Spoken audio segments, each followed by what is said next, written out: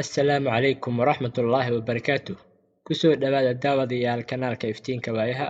Waxaan halkan idinkugu soo gudbinayaa qiso, waxayna ku bilaabanaysaa sida tan.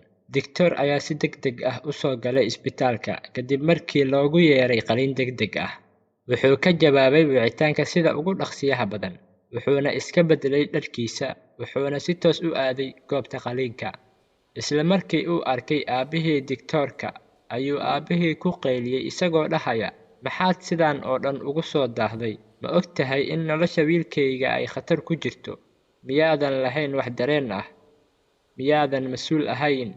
Digtoorka isagoo dhoola caddeynaya ayuu ku yidhi, waan ka xumahay, isbitaalka ma joogin. Waxaana ku imid sida ugu dhaqsiyaha badan ee aan awooday, kadib markii ay fariinta isoo gaartay. Hadda waxaan jeclaan lahaa inaad isdejiso si aan shaqadayda u qabto. Aabbihii ayaa si caro leh ugu jawaabay kuna yidhi, isdeji ka waran haddii wiilkaagu uu joogi lahaa booska wiilkayga, ma xasili lahayd? Haddii wiilkaaga uu dhinto intaad digtoorka sugaysay, maxaad samayn lahayd? Digtoorkii mar labaad ayuu dhoola caddeeyey isagoo ku jawaabay, waxaan ku dadaalaynaa caafimaadka wiilkaaga. Adiguna u ducay wiilkaaga si uu caafimaad u helo. Aabbihii ayaa cod hoose ku yidhi, bixinta talo markii aan dan ka leenahay way sahlan tahay. Intaa kadib digtoorka qalliinka ayuu gudagalay.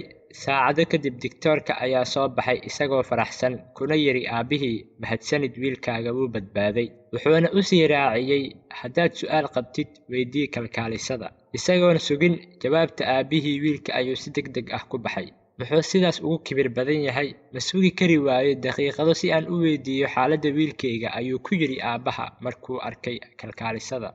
Kalkaalisada ayaa u jawaabtay aabbihii kuna dhahday, wiilashiisa ayaa shalay ku dhinteen shil. Wuxuuna joogay aaska wiilashiisa markii aan ugu wacaynay qalliinka wiilkaaga. Haddana wuu ku badbaadiyey nolosha wiilkaaga, wuxuuna u degdegsanaa si uu u dhammaystiro aaska wiilashiisa. Sidaa darteed, xikmadda sheekada ayaa ah, weligaa qofna ha xukminin, maxaa yeelay ma ogid sida ay noloshoodu tahay iyo xaaladda ay wajahayaan.